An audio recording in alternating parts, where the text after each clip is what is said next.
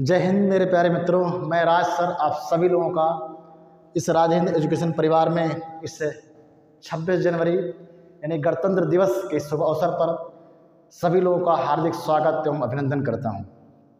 आज पूरा देश 26 जनवरी यानी गणतंत्र दिवस के शुभ अवसर पर अनेक तरह से अपने अपने हिसाब से आज खुशियां मना रहे हैं, इस तिरंगे का सम्मान कर रहे हैं, क्योंकि तिरंगा ये जो फहर रहा है इतने आसानी से नहीं फहर रहा है।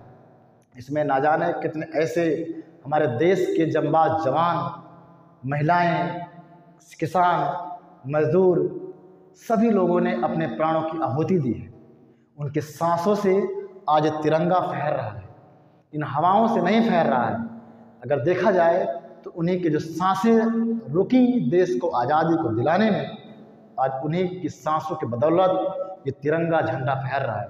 आज हम सभी लोग इस तिरंगे झंडे के सम्मान में खड़े हैं। देश हमारा आज़ाद हुआ 15 अगस्त सन 1947 को, लेकिन हमको पूर्णतः आज़ादी मिली जिस दिन हमारा संविधान लिख करके तैयार हुआ। 26 जनवरी 1950 को हमारे देश में संविधान लागू होता है। हमारे देश में एक नियम कानून लागू होता है, जिस नियम कानून के तहत हमको ये दर्जा मिला कि हम राजनीतिक क्षेत्र में अपना कदम रख सकते हैं, हम शिक्षा के क्षेत्र में बढ़ चढ़कर हिस्सा ले सकते हैं, हम अपनी बात को पूरे देश में कहीं भी बोल सकते हैं, कहीं भी आ जा सकते हैं, चाहे मंदिर हो, चाहे मस्जिद हो, चाहे चर्च हो, चाहे जहां हम आ जा सकते हैं, कोई रोक नहीं है। पहले ये भेदभाव, ऊंच नीच, धर्म, जात, मजहब के नाम पर जो ऊंच नीच की जो खाई थी उसको पाटने का काम ये हमारा संविधान करता है। 26 जनवरी को जो संविधान लागू हुआ देश में, वो इतना कारगर साबित हुआ जिससे सभी व्यक्ति आज अपने आप को आज़ाद महसूस कर रहे हैं, कहीं आ जा सकते हैं, कहीं कुछ बोल सकते हैं, अपने अभिव्यक्ति को वो व्यक्त कर सकते हैं, अपने अंदर की छिपी शक्ति को वो बाहर प्रदर्शित कर सकते हैं। अगर संविधान ना होता तो आज शायद जो एक ऐसा गरीब बच्चा है, ऐसा निम्न वर्ग का बच्चा है, आज शायद उसको पढ़ने का अधिकार नहीं मिला होता। आप सब लोग जानते हैं डॉक्टर BR अम्बेडकर को कितना उपेक्षा का सामना करना पड़ा। वो व्यक्ति के अंदर एक ऐसी ज्वाला थी कि मुझे इस देश के लिए कुछ करना है, क्योंकि उनको सिर्फ देश दिखाई दे रहा था। जिन जिन लोगों को देश दिखाई दिया वो लोग देश के लिए कुछ ऐसा कर गए जिससे हम लोग उनसे ज्ञान लेते हैं। उस व्यक्ति को पढ़ने का अधिकार नहीं मिल रहा था, पढ़ने के लिए जो है जगह नहीं मिल रही थी, लेकिन वो व्यक्ति पढ़ना चाहा, गेट के बाहर खिड़की से ज़मीन पर बैठ करके, लेकिन ज्ञान लेने का वो प्रयास किया, ज्ञान लिया और देश का ऐसा दस्तावेज तैयार करके गए कि आज पूरा देश उनको सैल्यूट करता है, हम उनको नमन करते हैं। आज उनके जो योगदान है पूरा देश उनको प्यार देता है। आइए हम सभी लोग जो है इस गणतंत्र दिवस के शुभ अवसर पर हम एक ऐसे नए क्लास की ओर बढ़ेंगे। जो शब्द है, शब्द की रूपरेखा को हम सब लोगों ने बता चुके हैं आपको, उनके वंशवृक्ष को मैं समझा दिया हूँ। आज देश जो है ऐसे गणतंत्र दिवस के शुभ अवसर पर अपने अनेक तरह की खुशियाँ को मना रहा है। भाषण के दौर पर, गीत संगीत के माध्यम से, नाच गाने के माध्यम से एक दूसरे को मिठाइयाँ खिला रहे हैं। आज ये देश आज़ाद ना हुआ होता, संविधान लागू ना हुआ होता तो शायद आज हम इस डेट को, इस दिन को याद नहीं कर पाते। इस देश को आज़ादी दिलाने में सिर्फ जो है, अगर हम ये कहें कि सिर्फ भगत सिंह का योगदान है, महात्मा गांधी का योगदान है, नेहरू का योगदान है, आज़ाद का योगदान है, तो ऐसा नहीं। इस देश को आज़ादी दिलाने में भारत के सभी पुरुष, महिला, बच्चे, किसान, मजदूर, छात्र सबका योगदान रहा है। सभी लोगों ने अपने अपने ढंग से देश को आज़ादी दिलाने में अपनी महत्वपूर्ण भूमिका निभाई है।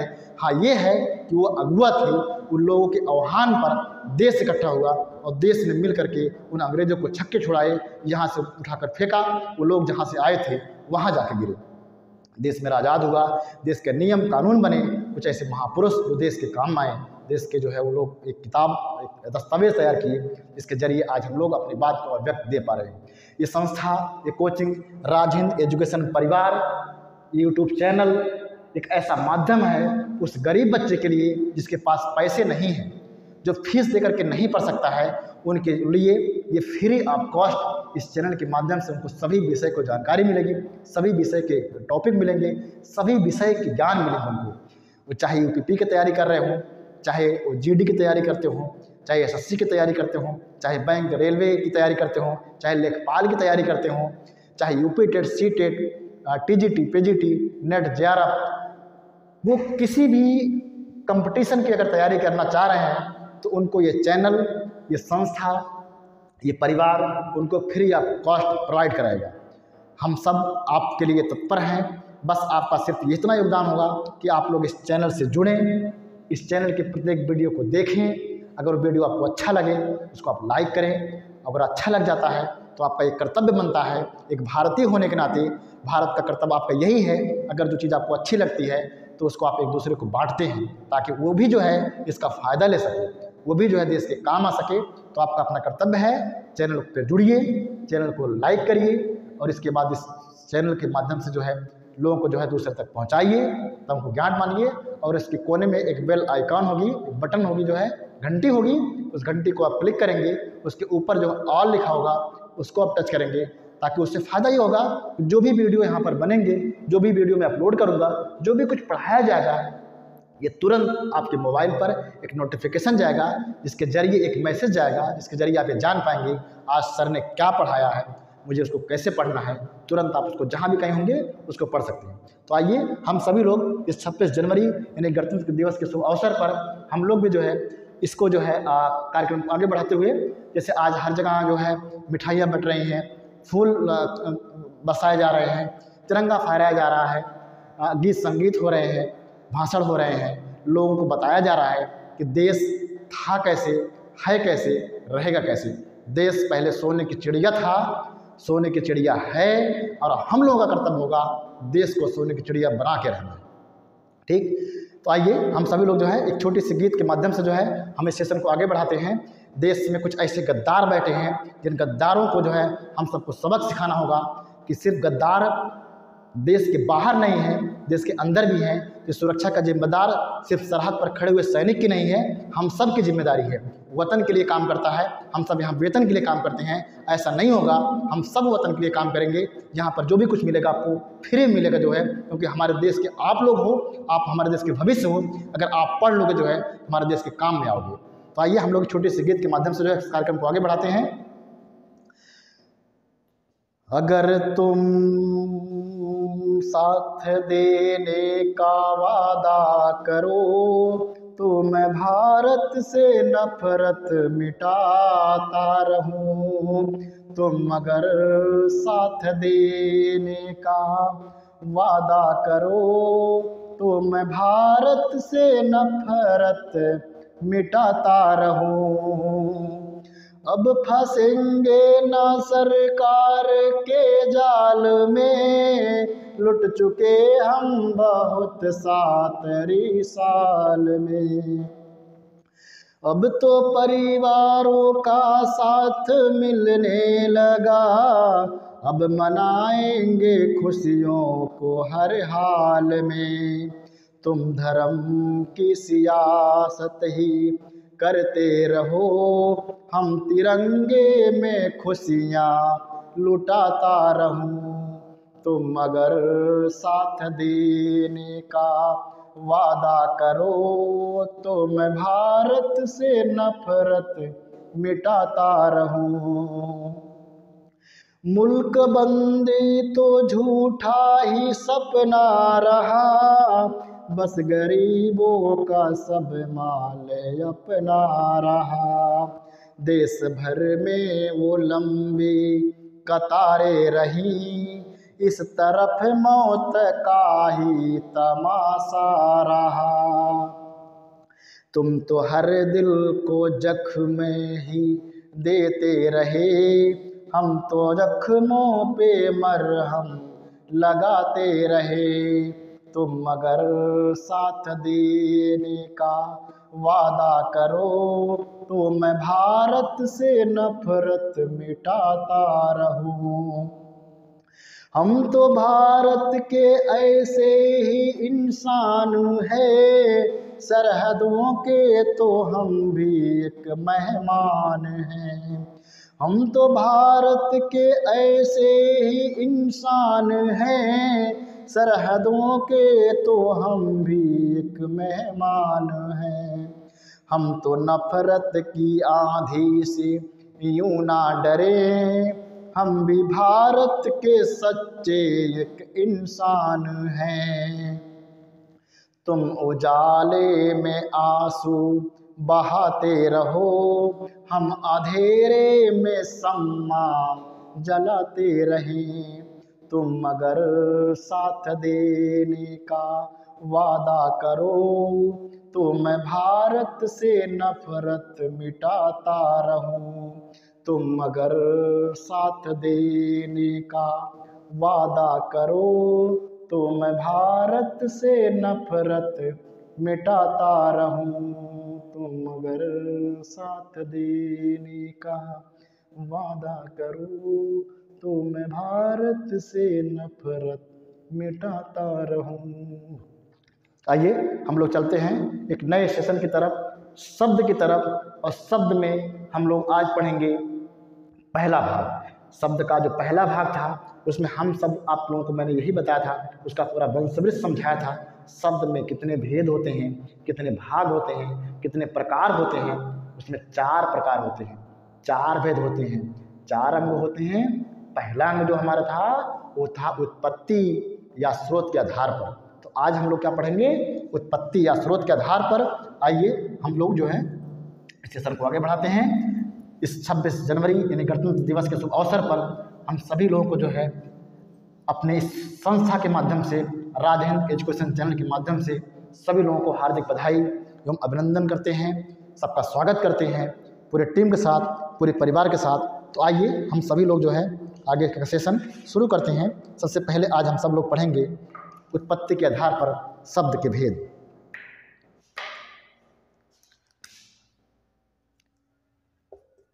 पहला हमारा क्या है?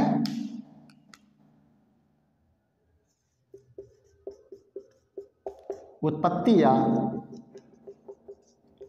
स्रोत के आधार पर शब्द के भेद। उत्पत्ति या स्रोत के आधार पर शब्द के भेद पढ़ेंगे हम लोग। और मैंने कल आप लोग को बताया था उत्पत्ति या स्रोत के आधार पर शब्द के होते हैं 4 भेद। हम लोग क्या पढ़ रहे हैं आज? शब्द पढ़ रहे हैं। शब्द का जो आज भाग हम लोग 2 पढ़ेंगे। कल हम लोगों ने भाग 1 पढ़ा था, आज भाग 2 पढ़ेंगे। और भाग 2 में हम लोग यही पढ़ेंगे उत्पत्ति या स्रोत के आधार पर शब्द के भेद। तो उत्पत्ति या स्रोत के आधार पर शब्द के 4 भेद होते हैं। पहला आपका होता है तत्सम।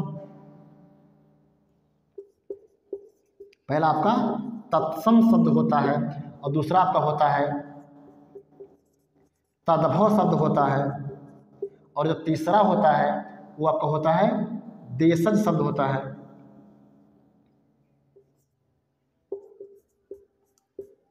देशज शब्द है। और चौथा जो आपका है वो क्या है? विदेशज। विदेशज शब्द। ये 4 शब्द है। 4 भागों में इस उत्पत्ति या स्रोत के आधार पर शब्द को बांटा गया है। तो हम लोग पढ़ेंगे आज इसमें सबसे पहला वाला है वो तत्सम है। उस तत्सम को पहले पढ़ेंगे, फिर इसके बाद पढ़ेंगे लोग तद्भव को पढ़ेंगे, इसके बाद पढ़ेंगे देशज, फिर इसके बाद पढ़ेंगे लोग विदेशज। तो आइए देखते हैं तत्सम का मतलब क्या होता है। देखेंगे हम लोग ये 2 शब्दों से मिलकर के बना है। तत् लिखा गया है, तत्, फिर क्या लिखा गया है? सम। तत् माने क्या होता है? सम माने क्या होता है? तत् माने क्या होता है? तत् माने होता है उसके। क्या? उसके। और सम माने क्या होता है? समान। अर्थात भाई किसके समान? अर्थात उसके समान, यानी किसके समान? इसका मतलब ये है कोई ऐसा चीज होगा, कोई ऐसा भाषा होगी जिस भाषा के समान ये तत्सम शब्द होते हैं। देखिए कह रहा है ना, तत् माने उसके, सम माने समान। अर्थात किसके समान भाई? कह रहा उसके समान। तो किसके समान? संस्कृत के समान। अर्थात संस्कृत के समान। अब हम लोग समझ गए होंगे कि जिस तरह से संस्कृत वाले शब्द होते हैं ठीक उसी तरीके से ये तत्सम के भी शब्द होते हैं। जब भाई उसी के समान है, उसी के जैसा है, उसी के अनुरूप है, उसी की तरह है, तो हम कहेंगे वे शब्द जो संस्कृत के तरह होते हैं उसे हम कहेंगे तत्सम। जैसे शब्द आपके सामने है आम्र, शब्द क्या है? आम्र। शब्द आपके सामने है अग्नि, क्या है? अग्नि है। अब जरा देखेंगे आम्र शब्द और अग्नि शब्द ये क्या तद्भव शब्द होते हैं या हिंदी शब्द होते हैं? हिंदी में इनका प्रयोग किया जाता है, लेकिन इसका एक और शब्द बनता है जिसको हम लोग तद्भव कहते हैं, वो अम्रह का होता है आम और अग्नि का होता है आग।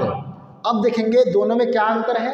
दोनों में केवल भाषाओं में अंतर है, लेकिन अर्थ में कोई अंतर नहीं है। तो इनका भी अर्थ होता है, इनका भी अर्थ होता है, इनका भी अर्थ होता है आम, इनका भी अर्थ होता है आम। ये इनसे बने हैं, लेकिन ये सीधा संस्कृत से हिंदी में आ गए, तो इसे हम कहेंगे तत्सम, इसे हम कहते हैं तद्भव।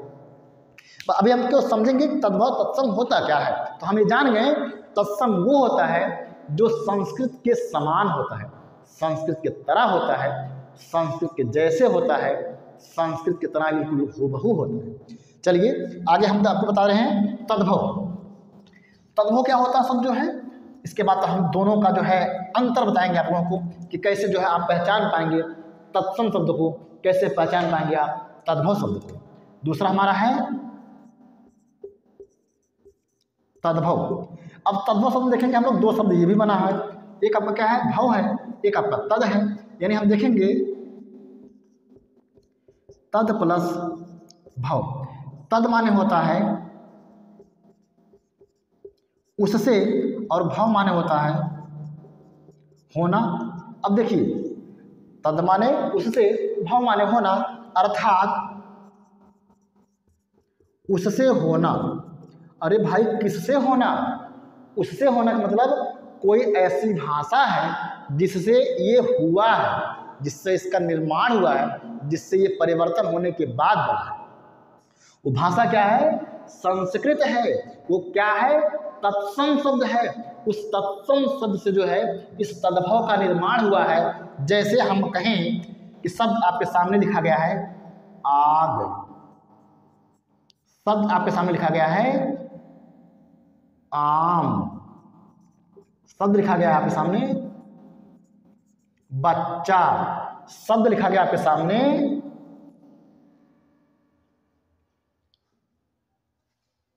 फूल। क्या लिखा गया? फूल। अब देखेंगे हम पता लगाना अगर चाहें भाई ये आग का निर्माण कैसे हुआ है, आम कैसे बना है, बच्चा कैसे बना है, फूल कैसे बना है, तो देखेंगे आग का जो निर्माण हुआ ना ये अग्नि शब्द से बना है। किससे बना है? ये अग्नि से बना है। यानी अग्नि शब्द जो है ये संस्कृत का है और संस्कृत से तब जाकर के हमारे हिंदी में आया है, तो उसको हम आग कहते हैं। आम शब्द को हम संस्कृत में कहते हैं आम्रा।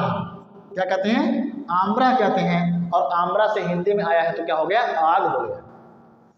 बच्चा शब्द है, इसको हम लोग जो है संस्कृत में वत्स कहते हैं और वत्स को हिंदी में कहते हैं बच्चा। फूल शब्द है, फूल को हम लोग संस्कृत में पुष्प कहते हैं और पुष्प को हिंदी में कहते हैं फूल। तो ये जो शब्द हमारे पास होते हैं ये सब संस्कृत के हैं और संस्कृत से जिनका निर्माण होगा उसे हम कहते हैं तद्भव। ये तद्भव और तत्सम में यही अंतर होता है। तो आई होप कि मैं आप सब लोगों को ये समझा पाया होगा कि संस्कृत से बने वाले जो शब्द होते हैं उन्हें तद्भव कहते हैं और जो शब्द बिल्कुल संस्कृत की तरह होते हैं उन्हीं की तरह हुबहू रहते हैं, उन्हीं को उतार लिया जाता है, उसे हम तत्सम कहते हैं। आइए हम आप लोग के सामने कुछ उदाहरण रखेंगे कि कैसे हम परीक्षा में समझ पाएंगे। हमारे सामने 4 ऑप्शन रहेगा और 4 ऑप्शन रहेगा जो है उसमें जो है हमको पहचानना होगा कि निम्न में कौन सा तत्सम शब्द है या निम्न में कौन सा तद्भव शब्द है। तो ऐसी कंडीशन में हम लोग ये देखेंगे तो हमारे पास कोई ट्रिक होनी चाहिए कि हम तुरंत उसको पहचान जाएँ। मैं आप लोगों को अगर 1000 उदाहरण रटवा दूँ और हो सकता है परीक्षा में उसमें से ना आए, आप कहेंगे सर आपने जो पढ़ा है उसमें से एक भी नहीं आया, तो हम आप लोगों को उस तरीके से बताएंगे। हम आपको केवल 2, 4, 5 एग्जाम्पल समझाएंगे उदाहरण और उसी के जरिए आप 2, 4, 5 हज़ार एग्जाम्पल को आप हल कर ले जाएंगे। तो आपको 2, 4, 5 सीखना है तो 2, 4, 5 हज़ार आप कहेंगे नहीं सर 2, 4 सिखा दीजिए, उसी में काम चल जाएगा। आइए, इसी को कहते हैं ना स्मार्ट स्टडी। और जो लोग हार्ड स्टडी करते हैं वो दिन भर परेशान रटते हैं। हम लोग केवल स्मार्ट तरीके से पढ़ेंगे, कम शब्दों को पढ़ेंगे, ज़्यादा हल करेंगे। इसका मतलब हम लोग नियम पढ़ेंगे, हम लोग सिस्टम पढ़ेंगे, हम लोग तकनीकी को पढ़ेंगे और उसी के माध्यम से सभी को हम लोग हल करेंगे। आइए देखते हैं, हम लोग कुछ आपके सामने हम एग्जाम्पल रखेंगे और देखेंगे जो है उसी के माध्यम से हम सबको क्या करेंगे, हल करेंगे। जैसे मेरे सामने मैं आपको बता दूँ अभी आपको, जैसे अगर हम कहें कि एक शब्द है छा, एक शब्द क्या है, छा। अब छा के 2 रूप बनते हैं, एक बनता है छतरी वाला छा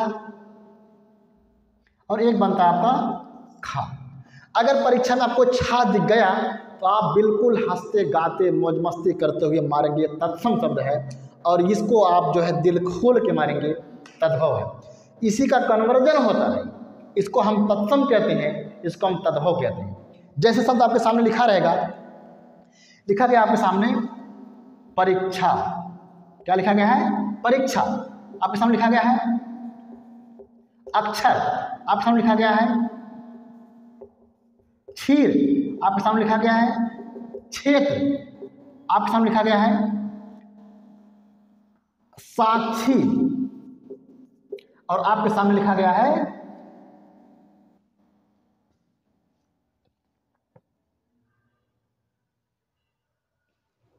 अक्षी। ठीक, अब देखिए सब में क्या लिखा गया है, सब में देखेंगे ये वाला छा लिखा गया है, तो इसी का कन्वर्जन हुआ है ना, इसी का जो तद्भव रूप बना है ना, वो बनेगा छा और खा। अब जैसे लिखा रहेगा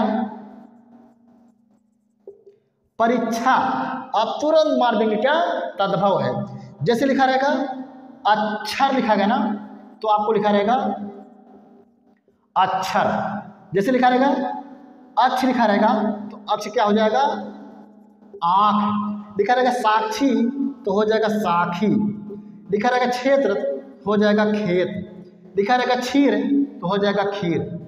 ये देखिए अंतर होता है, यानी छा लिखा रहेगा, अगर छा वर्ण किसी भी ऑप्शन में मिल गया आप तुरंत मार देंगे तत्सम। अगर आपको छा और खा मिल गया आप मारेंगे तद्भव। जैसे अगर आपके सामने कहीं पर मिल गया है शब्द वा और अगर कहीं पर मिलता है आपको बा, यानी वा आपका संस्कृत वाला शब्द है, तत्सम है, और बा आपका क्या है, तद्भव है। जैसे लिखा रहेगा विवाह, जैसे लिखा गया है वणिक, जैसे लिखा गया है वर्षा, जैसे लिखा गया है वक, जैसे लिखा गया है वर यात्रा। ठीक, अब हम देखेंगे जो है कि ये बा में कैसे कन्वर्ट होगा। अब देखिए बा को विवाह की जगह पर लिखा है ब्याह लिखा रहेगा, ब्याह। वणिक लिखा गया है, लिखा रहेगा बनिया। वर्षा लिखा गया ना, लिखा रहेगा बरसात। बक लिखा रहेगा तो लिखा रहेगा बगुला। अगर वर यात्रा रहेगा, लिखा रहेगा वर यात्रा मतलब जानते क्या होता है, वर मतलब होता है जिसकी शादी होती है, और यात्रा का मतलब होता है उसके शादी में जो लोग जाते हैं उसके पीछे पीछे, यानी उसकी यात्रा में, उसे कहते हैं वर यात्रा। अर्थात गांव में हम लोग कहते हैं बारात जा रहे हैं, क्या, बारात। अब ये शब्द क्या हो जाएंगे, सब तद्भव हो गए, ये क्या हो गया, तत्सम हो गया। तो ये एक ऐसा ट्रिक होता है, हम आपको कुछ सब वर्ड बताएंगे, अगर वे वर्ड परीक्षा में आ गए तो आप निसंकोच मारिएगा कि क्या है, तत्सम है या ये वाले तद्भव है। एक ऐसा एग्जाम्पल था कि जिसको हमको समझाना था, और आई होप कि आप इसको अच्छे से समझ पाएंगे और मैं इसे अच्छे से समझा पाया हूँ। आपको मैं रटाऊंगा नहीं, आपको मैं सिस्टम बताऊंगा, उस सिस्टम को आप फॉलो करेंगे तो आप अपने कामयाबी से दूर नहीं रहेंगे। जो लोग मेरी इस बात को समझेंगे, जो लोग मेरी बात को जो है नोट करेंगे, वो लोग जो है कामयाबी के अग्रसर रहेंगे। अब हम आपको जो है कुछ ऐसे ट्रिक्स बताएंगे आपको, अगर वो शब्द, अगर वो वर्ड आ जाते हैं किसी शब्द में, आप तुरंत जो है निसंकोच मारिएगा कि तत्सम है और ये क्या है, तद्भव है। तत्सम होगा, दूसरा हमारा होगा तद्भव। ठीक, अब हमको कुछ ऐसे पॉइंट बताएंगे, कुछ ऐसे वर्ड बताएंगे, अगर वो आते हैं तुरंत आप मारिएगा। जैसे मान लीजिए परीक्षा में आ गया छा, छा आएगा तुरंत आप मारेंगे, तत्सम है, और छा का बनेगा छतरी वाला छा, और आपका बनेगा खा। ठीक, ये आपका हो गया तत्सम, एक हो गया आपका तद्भव। जैसे परीक्षा में आ गया त्रास, ठीक, अब त्रा मानेंगे आपका तत्सम, ये क्या हो जाएगा आपका तद्भव। जैसे परीक्षा में आ गया री, या परीक्षा में आ गया आपके पास आधार, ठीक, तो इसे मारेंगे आप क्या तत्सम मारेंगे, और इसी का बनता है रा पूरा रहेगा, तो मारेंगे क्या हम तद्भव। जैसे परीक्षा में मान लीजिए आ गया यासम, ठीक, या आ गया तो आप क्या मारेंगे इसको तत्सम, और या का होता है जा। जैसे हम लोग कहते हैं युग, यज्ञ हो रही है, जुग या जग हो रही है, तो ये होता है आपका तद्भव, ये होता है आपका तत्सम। जैसे परीक्षा में आ गया वास, और वा का बनता है बा, अभी हम लोगों ने पढ़ा ना वणिक, वर्षा, वर्षा, तो वो सब क्या होते हैं तत्सम, ये क्या होते हैं तद्भव। जैसे परीक्षा में मान लीजिए आ गया तालब सा, या आपका मूर्धा सा, आप तुरंत मारेंगे, ये आपका क्या होता है सा होता है, यानी दंत सा होता है। और कभी कभी जो है ये मूर्धा सा का होता है घा भी, ठीक, यानी इनका ये दो रूप बनता है। ठीक है, दो चीज़ और हम बताएंगे।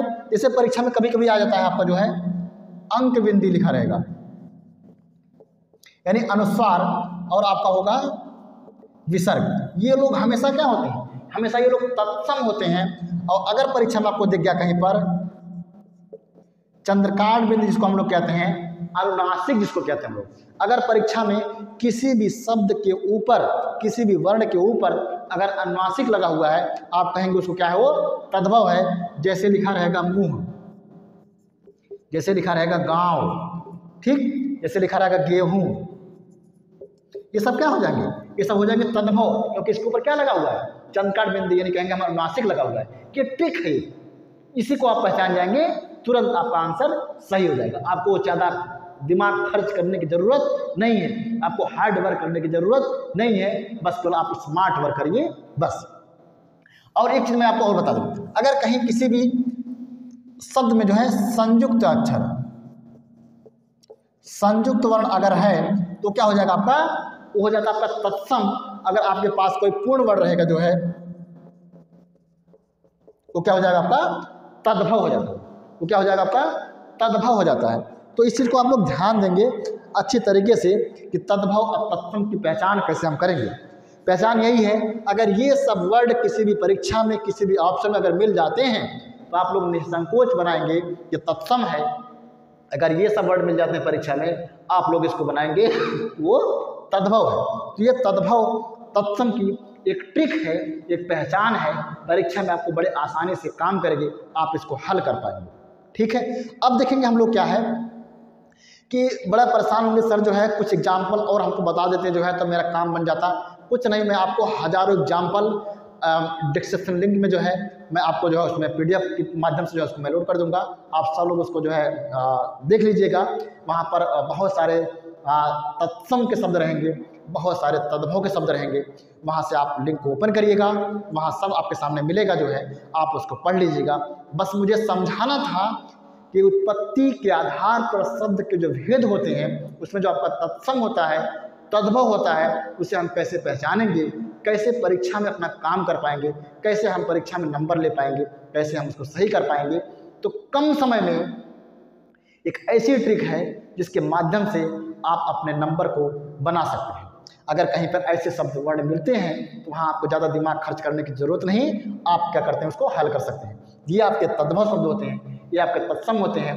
बाकी आप खोजेंगे जिन शब्दों की संस्कृत वाला शब्द बन जाता है उसे हम कहेंगे तद्भव। जिन शब्दों का संस्कृत वाला शब्द और कुछ नहीं बनता है उसे कहते हैं तत्सम। यानी संस्कृत का संस्कृत तो कोई बनेगा नहीं, संस्कृत का जब बनेगा तो तद्भव बनेगा, यानी वो हिंदी उसका बनेगा।